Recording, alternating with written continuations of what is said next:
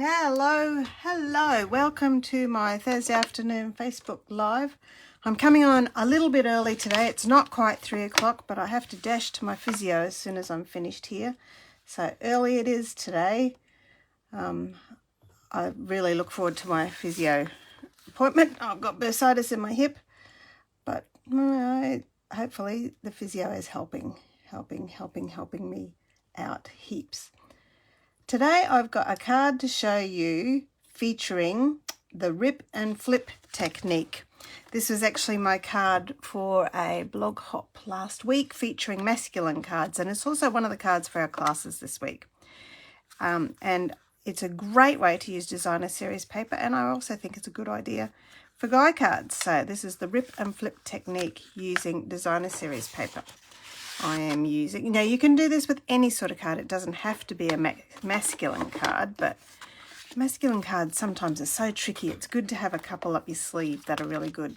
I'm actually using Charming Day for the happy birthday, which I think is very cool, and Textured Notes because it's a really, really good all-round stamp image set that you can use. Okay, so Early Espresso is my ink and basic cardstock, and I'm also using Crumb Cake and some of the Country Woods paper. Now these two are my rip and flip bits.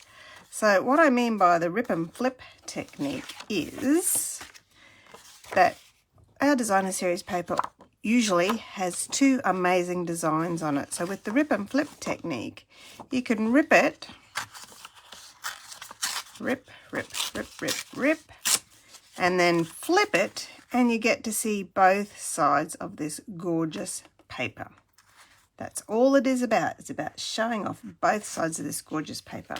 So now the first thing I'm going to do before I stick it on is to actually stamp my happy birthday at the base of this piece here using my Early Espresso ink. And I will say that I had to cut around the red rubber of this stamp to avoid getting halos on the edges. It was quite large. So if you ever find that you consistently get halos around your stamped images and you're stamping straight up, straight down, that's a good little tip to remember to, if you can, grab a really good pair of sharp scissors and cut that rubber close to where the image is. And that should give you better success with stamping.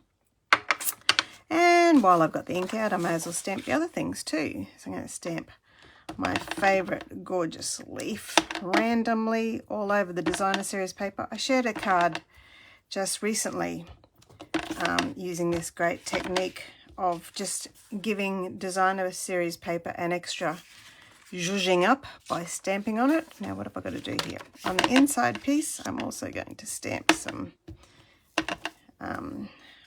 I love this leaf. It's got a great multi-toned, check out all my mess on my glass mat, but luckily it doesn't matter, it's on the other side. It's a multi-toned image, and while I'm still stamping, I'm going to stamp this lovely one. And that will be Fussy Cut as my feature piece on the front of my card. And the last bit of stamping is, I don't think I left enough room. So I'm just going to pop it in between. Excuse me, my head's in the way. You are seriously the best. Well, it's a little bit covered up by leaves. Should I use the other side? Let's try and see how it looks with all those smudgy bits on it already from the stamping I did.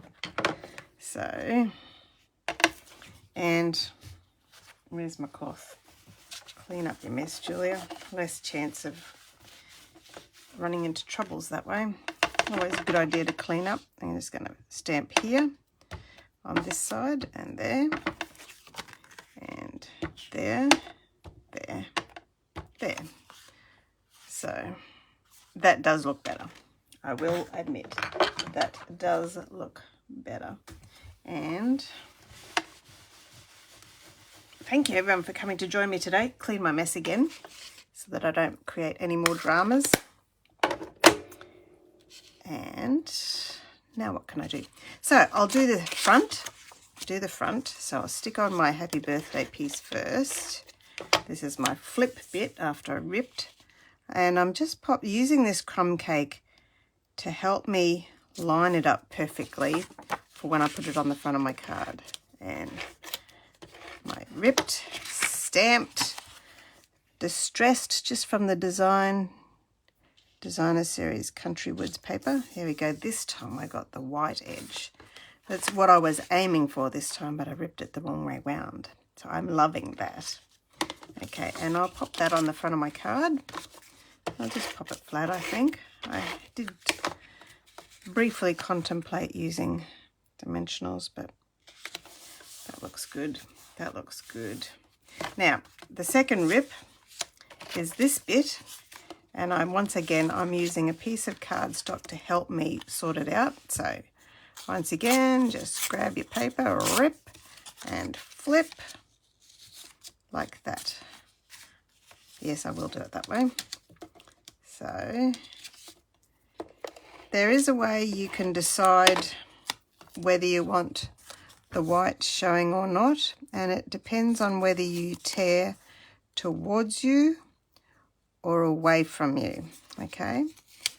But in this one I was lucky enough that I could just flip it over to show the white as the one. Okay, and then this bit as well, pop you right on the top. Now I might leave a little line so that it looks like it's got a nice little feature piece. Trim you off because I didn't measure that correctly, obviously. And stick that over the base here. And then that one can go on the inside of my card, complete with the decorated B-side as well. You are seriously the best. There we go. And even though I said this is actually a masculine card for a masculine blog post and card class, it is also, I believe, a fairly generic sort of card that you could use for lots of different people. So I'm just fussy cutting my big leaf out, and once again the secret to fussy cutting is as much as possible not to move your scissors other than opening and closing them, and to use your feeding hand to drive the cardstock round and about all of the corners so that the scissors can get into the nooks and crannies. And thank you very much for your lovely comments, everyone. I really appreciate you taking the time to comment. And what was I going to say? Oh, the other thing is, when I taught infants, I always told the children, thumb to the roof, elbow to the floor. That gives you better control as well. When you're up here in this sort of arrangement, you can wobble around a little bit. So if you want to maintain good scissor control, use your other hand to feed and your scissor to do the work. Okay, all right, and then there we are. So this little guy's going here. I'll tell you a secret. On this one, it's actually down there because I made a mess of my stamping. That's when I decided to cut my rubber stamp. So I'm going to put this one not quite as far down, but before I stick that on, I'm going to use some of my crumb cake baker's twine and tie a bow like tying my shoelaces, and make it a fairly largish bow. Chop my tail and stick that just underneath there, and I'm going to cover that up with my leaf and dimensionals. Here we go. 1, 2, 3, 4. it's cooling down here today, quite chilly now. But so I'm just going to say you're very fortunate I took off my puffer jacket so I didn't make any noise rustling. There we go. There's my Trim-U. And then the last thing I'm going to do is add some lovely neutral matte dots. And I might use the beige ones this time. So one.